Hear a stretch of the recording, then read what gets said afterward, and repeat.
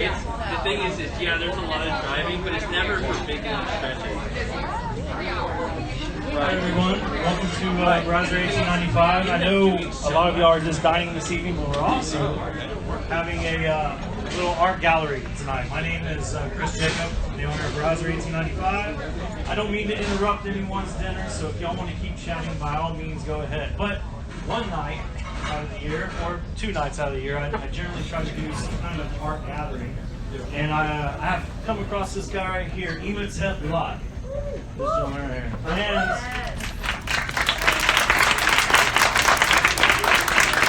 it's an interesting story how I came across Imhotep, and one of the things is I love art.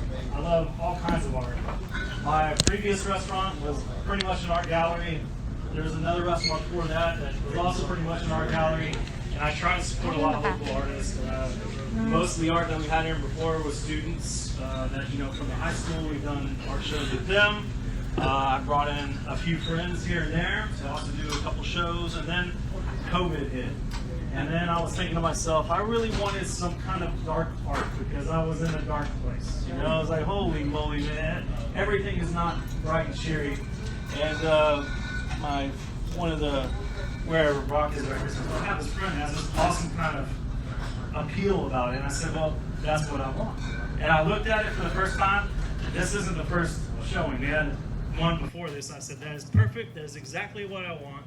And the art came in here, and it went from flowers and pastels and everything to this kind of dark place.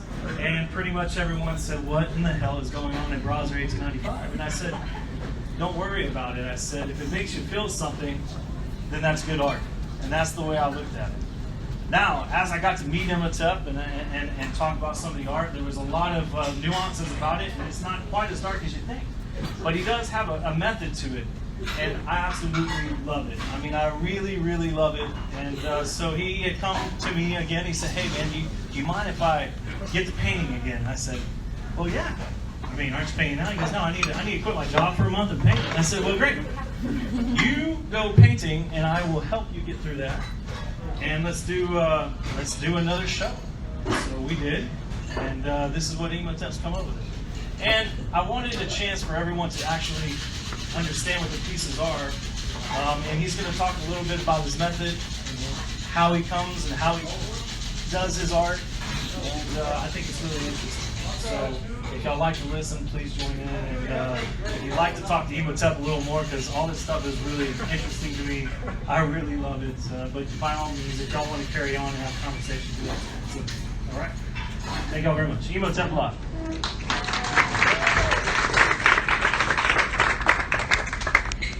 Hello. Thank you guys for coming, first of all of my friends, and all of the people who even just like here eating. You know, it means a lot to me that you guys are opening in here to basically what all this weird stuff is about, you know?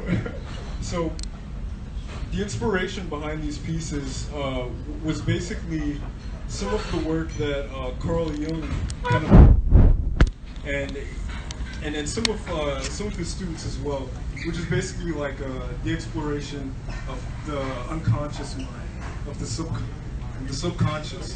And there's a lot of importance and like emphasis that he puts on that part of your brain, the part that kind of is imaginative, and it's where your dreams come from, and it's what makes art so interesting in the first place. And I was reading a lot about him, and at the time, which was sort of near the tail end of my production of this work, I decided to really tie in some meaning to the stuff that I was creating, because the meaning is kind of inherently built into anything that's produced, you know, and it sort of goes in the symbology and the study of symbols that Carl Jung looked into. And yeah, I was very interested into what would happen if I just kind of like let go of the wheel and let my imagination just kind of like do what it was supposed to do, you know, do what it's there for. Basically just create a bunch of symbols, and then after you make that, you kind of stand back and decide what it means to you. So where I started was basically that piece hanging back there. It's kind of a, it's an interesting perspective on St. Peter. Back then was I basically started off with like an inspiration source, which was basically like portraiture. You know, I started off with like a subject, and then on top of that, I layered on pieces of like kind of shapes or interesting marks and things of that nature, and it was kind of like a foot in and a foot out of that like unconscious mind. And if I were to go into that, which I won't, not yet at least, it would it's kind of symbolic for how I felt in the form of marks, but it wasn't all the way. So taking inspiration from probably about 3 or 4 pieces that I made recently, or during that same time period in 2018, which is basically 2 up there, and then this red one kind of over here. I decided to just kind of let go and let myself kind of create these forms and see how these forms like impacted basically the viewer or myself for that matter. So I'm going to talk about this one right here, which is a really interesting piece. And this was something that I made earlier on, and I didn't really understand what I was making at the time. Because but before I go into that, all of these pieces, their beginning point was basically from random marks and interesting forms. And it kind of came from starting out with like a charcoal, and then the medium or the color kind of dictated where I wanted to go after that. So it could have started with like the color red, and then I kind of probably grabbed another color because red influenced some sort of emotion, and then it's just that kind of like impacting on top of these forms and colors to create like an endpoint. And all of these pieces were made within like a day's time span, individually. But yeah, with this one, this one is about religion, and it's about duality of religion, and these two kind of share the same theme, and basically whatever anyone thinks of religion, they think of it in dualities, and in the most obvious ways, like heaven and hell. You have God, and then you have the devil, and things of that nature, you know. But if you take a step back from the idea of religion, it's a duality on its own, and how religion is a tool for good, and it's a tool for progression, and it's a tool for inspiration and stuff like that. But at the same time, it can also be something that can really like kind of bring in some guilt and leverage that. And these two pieces are kind of exploring that relationship between the good that's found in religion and also the way it can kind of consume. It can consume you if you give the methods that it has to propel you forward in the wrong way.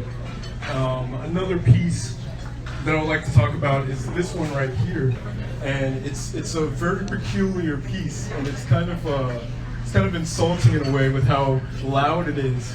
But what it's called is the pagan version of Easter, and it basically started out really innocent, and I just kind of wanted to use the color pink, and so I started coloring around, and then I used some green, and I was just kind of sloshing these colors around, and then I realized that I didn't like what I was doing, so I spray painted over it white, and then it started to look a little bit more like Easter, and I started to think like rabbits and symbols that are found within Easter. And then as I started going more, it ended up looking a little bit more vulgar, and I was reminded, probably subconsciously of course, of Easter's roots, which is obviously pagan, you know.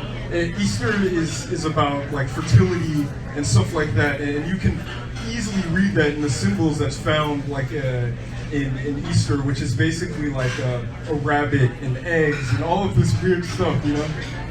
and it kind of captured that energy that was kind of going on in the background that I think about whenever I think of Easter.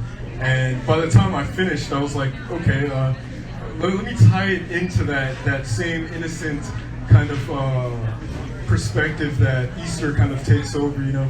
And I put in those nice, cute ears in it to kind of tie it all together. What else do we have? We have this one over here. It's called Self, and that was kind of. These are all, of course, self-portraits. If you kind of look into the inspiration behind that stuff, but yeah, with that one, it's kind of like a horn, and there's like a faint figure, kind of rendered out barely in charcoal. And it's kind of like hiding behind this white acrylic paint that's on the bottom side. And this one is kind of like, it's also duality with the horn. And I looked into the meaning of horns symbolically. And through many cultures, you can find that they're these things of evil, but at the same time, they're also good things. Like they're found on unicorns. I think in one depiction of the Virgin Mary, she's wearing like a headdress with horns on it. I don't know specifically, but I'm sure you can find it if you look it up. But yeah, and it's kind of a projection of like the self, you know. It's all a matter of your own perception, what these symbols mean, and what you mean to yourself, and that's kind of like the main underlying theme with all of these pieces is the fact that it's all your own perception that matters. Like at the beginning of this, I was wondering whether I should tell all of you guys about what personally motivated some of the symbols I chose to do, but it would be more about me than it is you, and I don't want to turn you guys into like my therapist, you know. But what I intended was to give you guys kind of like the framework that I was using to project meaning onto these pieces, because that's really what art is about. It's not about what I think it's about the meaning that you put onto them based on the random marks and the colors and the things of that nature. And these pieces are intended to be a sort of like introspection and basically, yeah, I want you all to think about what these things mean to you and what aspects of these pieces kind of trigger memories or anything like that, and then ask yourself why, because that's basically what all artwork is about, and that's the important aspect of even being human, living through life. You basically want to understand why anything, you know, and part of that comes in from your own perceptions, and your perceptions are important, and that's where I'll end it. With a nice compliment.